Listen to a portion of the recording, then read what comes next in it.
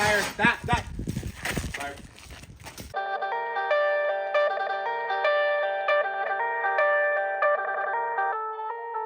What is going on, guys? Welcome back to the LS Swap series. As you can see, the Jeep is out of the garage, finally. This has been a long time coming. Let me show you guys how we got here. So I've been waiting on a handful of parts and they finally came in. And these are all like the little things that you realize that you're gonna need once you get to like this stage of the swap. One of those is actually a transmission dipstick, because ours came with one. There's no way that that one is going to actually fit. So I went ahead and picked up a flexible transmission dipstick for the 4L80E. So grabbed some steel trans cooler lines from Amazon, along with a kit that came with a bunch of fittings. I'm running them down into the fittings at the bottom of my radiator. As I mentioned in the last video, the radiator does have a transmission cooler built into it. So we're gonna try that to start. If it's not enough cooling, we can always add in another cooler, but I think that this is gonna work. But we also picked up a couple of block off plates from ICT Billet. One of those is for the oil cooler, the other is for the purge valve up on the intake. Neither of those are gonna be things that we're gonna use right away with the Jeep. I may end up adding an oil cooler in the future, but we're gonna see how this thing holds up to get it started. Now, the next part on our to-do list is one of the most important pieces, but also one of the coolest of the entire swap. And that is gonna be changing out our original factory gauge cluster, which wouldn't work anyways, over to the Holley digital gauge cluster. So we're gonna be using the Holley 6.86 digital dash, and it is actually going to replace our factory gauge cluster just like so. Now, an important thing to note, and a main reason why a lot of people don't go the digital gauge cluster route, is because the entire CAN bus system of the Jeep actually runs through the stock gauges. That means if you want to have power windows, door locks, literally any of the interior switches, all of those connections go through the gauge cluster and then back out to the TIPM. So to solve that problem, I actually pulled the entire PCB board out of the factory gauge cluster so that we can keep it plugged in but save on the space. So I reinstalled the PCB board and plugged all of those in, tested it, and everything works just like it's supposed to. But obviously I can't just throw the Holley dash in and cover everything back up, because that doesn't look good. So I reached out to the guys at Reversion Raceworks, and they actually 3D printed a custom gauge cluster kit. With the RR dash kit in, we can drop in the Holley screen, go through, plug in all of our wires, and finally cover it all up so that it's nice and neat. And when it's all said and done, this thing is going to look killer. Obviously, we still have to wire up the screen, so that's what we're gonna do now. And this is what it should look like in the end. Now I'm gonna disassemble all of this again just so you guys can see, but unfortunately, because of the PCB board in the back, there's not a ton of room for the wires coming from the screen to actually have clearance. So I had to throw in some spacers into the dash kit to get it spaced up just a little bit. But from the driver's seat, you can't even tell. And from the sides, honestly, it doesn't look all that bad. So as it sits right now, I have just enough clearance for all of my wiring from the dash kit and that PCB board to still be in there. And I'm gonna go back and add some heat resistance tape all around all of the wires so that that board, if it does get hot, doesn't cause any issues. But as you can see, the PCB board is screwed to the top of the dash. With it pulled back out, you guys can see just how far these wires protrude from the back of the screen. So the little 1/2-inch spacers definitely helped, but really keeping that board involved is actually making this more difficult than it should be. Now, in order to be able to use the Pro Dash as well as the handheld at the same time, I needed to get a CAN splitter. So this will plug in where I originally plugged in the handheld and then be able to feed off both the handheld and the Pro Dash. I did want to mention as well that this does come with a GPS. The GPS is actually going to read our speed as well as mileage, and both of those are things that we wouldn't have otherwise. So I'd say that's a very good plus to going with this dash.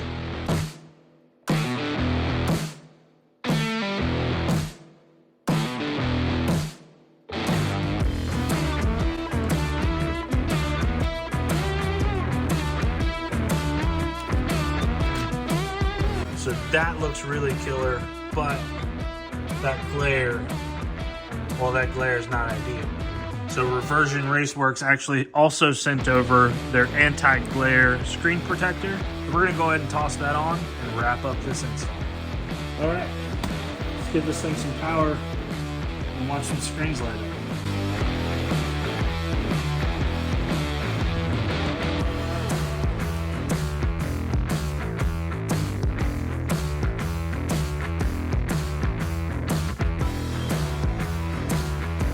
All right, so we got a message right out of the gate. New ECU found. Do you want to load the factory default screens? I'm just gonna hit yes, and then that'll do its thing. We still need to actually set up the tune on the Terminator, and again, our power all coming from the switch panel. This looks sick. That's exactly what I was hoping for. We finally reached the point where I'm gonna start filling this thing up with fluids. And we're gonna try and crank this thing over.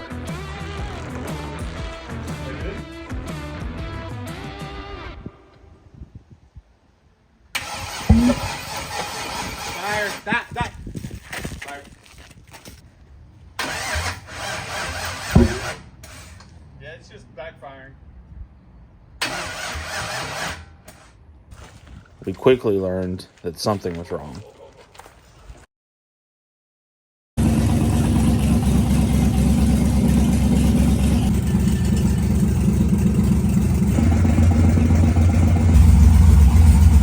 Well, guys, after what feels like a million attempts trying to get this thing started, turns out it was something really stupid and simple. So you're gonna have to bear with me because I've got 3 days to get this thing bolted back together and on the road down to Daytona. So we're gonna get it ready to go over to the exhaust shop, and then hopefully we'll have some time to put some miles on it before we make the trip. One thing is for sure, I cannot express to you guys enough how exciting it was to see this thing fire up for the very first time.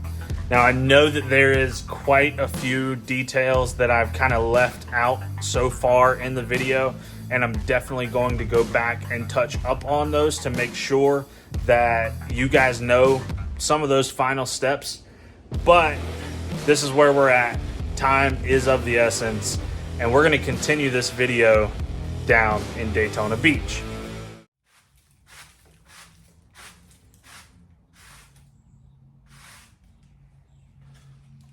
Oh yeah, you thought this was gonna be some cinematic edit of me driving the Jeep on Daytona Beach at Jeep Beach, right? Well, about that. You see, I had every intention of getting the Jeep to Daytona Beach. However, didn't really work out that way, and it's all my fault. We did get it running. We did get the exhaust done. And it does look beautiful, by the way. I'll show you guys that later on. But I took it for a drive, and for some reason, the transmission was not happy. We were stuck in second gear, and I could not, for the life of me, figure out what was wrong with it. So we left it. We went to Jeep Beach anyways, and we had a great time. But the Jeep sat here in the driveway and didn't make it to the show. But all of that's over now, and now we're back. And we got to figure this thing out. Let me show you what I found. So I went through here and checked all of my wiring on the transmission itself. Everything was good to go. I also replaced a couple of sensors on the transmission because one of them was leaking fluid, but that didn't fix it.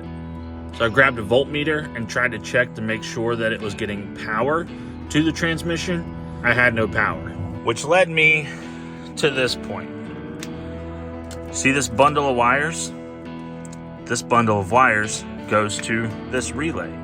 This relay goes to the Terminator system, and for some reason, I didn't think this was important. And looking at the install manual, every single one of these wires is required to actually get the transmission to function. And as much as I want to say that I'm just a big dumb idiot and completely forgot about all of that, frankly, trying to get this thing done in such a small time frame, I think is really what set me up for failure.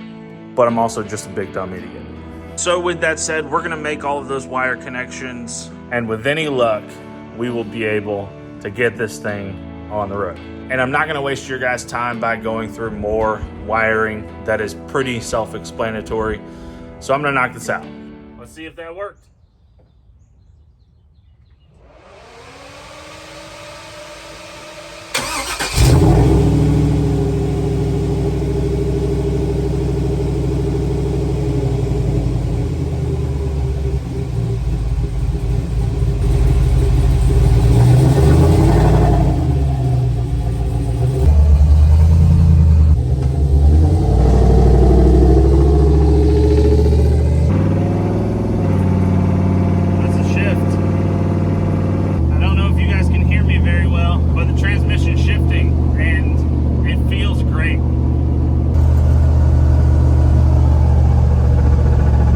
Quick stop just to check for leaks.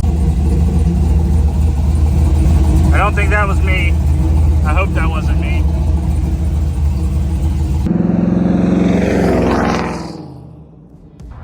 Now, I can't lie to you guys. I was almost starting to think that this Jeep was never going to see the road again. And it's not completely done. There's still some things that we need to take care of, but nevertheless, it is on the road and we are finally driving, which means we're one step closer to actually getting this thing off-road and onto some killer trails. Now, the next video in the series you're not gonna wanna miss, because we're gonna do a full deep dive on what this actually cost me and what you can expect to pay if you're planning to tackle it yourself. This has easily been the most difficult project I have taken on with any of my Jeeps in the past, and I've got a feeling it's gonna be the most rewarding as well. But with all of that said, I wanna thank you guys so much for watching. Make sure you hit the like button, subscribe if you haven't already. But that's enough of me talking. I know you just wanna hear it rip. So let her rip.